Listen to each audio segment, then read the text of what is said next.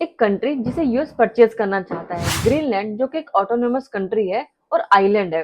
अब इनकी खुद की गवर्नमेंट है और इनका डिफेंस और फॉरेन पॉलिसी देखता है डेनमार्क। अब ग्रीनलैंड मतलब ये नहीं है कि ये ग्रीन है, इनका 80% एरिया तो बर्फ से ढका हुआ है। अब यूएस इतना इंटरेस्टेड क्यों है इसको परचेज करने में? एक्चुअली फर्स्ट टाइम नहीं है जब ये इतना इंटरेस्टेड है। 1946 में जब वर्ल्ड वॉर सेकंड एंड हुआ, तो उस टाइम के यूएस प्रेसिडेंट ने प्रपोजल दिया कि हम ग्रीनलैंड खरीदना चाहते हैं। इन्होंने दो ऑप्शन दिए, एक कि हम ना आपको $100 मिलियन देंगे और आप हमें ग्रीनलैंड दे दो, जो उन्होंने रिजेक्ट कर दिया। दूसरा कि भाई साहब बार्टर सिस्टम कर लो। कि बार्टर सिस्टम क्या होता है कि हम ए पर्सन को सामान देते हैं और ए पर्सन से सामान लेते हैं। इन्होंने बोला कि आप हमारी कुछ टेरिटरी ले लो और हमें ग्रीनलैंड दे दो, जो वो भी रिजेक्ट हो गया।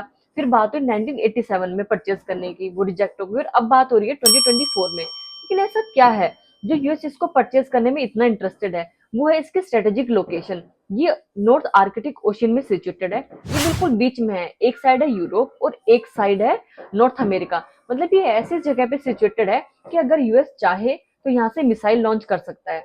इसके अलावा ये यहाँ से चाइना और रसिया को बहुत क्लोज से मॉनिटर कर सकता है।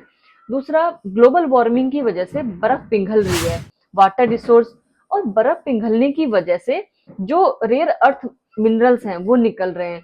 रेयर अर्थ मिनरल्स जो हैं वो लैपटॉप बनाने में, फोन बनाने में, इलेक्ट्रिक गाड़ी, सेमीकंडक्टर बनाने में यूज होते हैं। और वर्ल्ड का 68% जो रेयर अर्थ मटेरियल का प्रोडक्शन है वो चाइना करता है।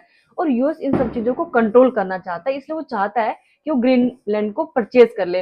लेकिन ग्रीनलैंड ने ये बात बोल दी कि भाई साहब हम बिकाऊ नहीं है,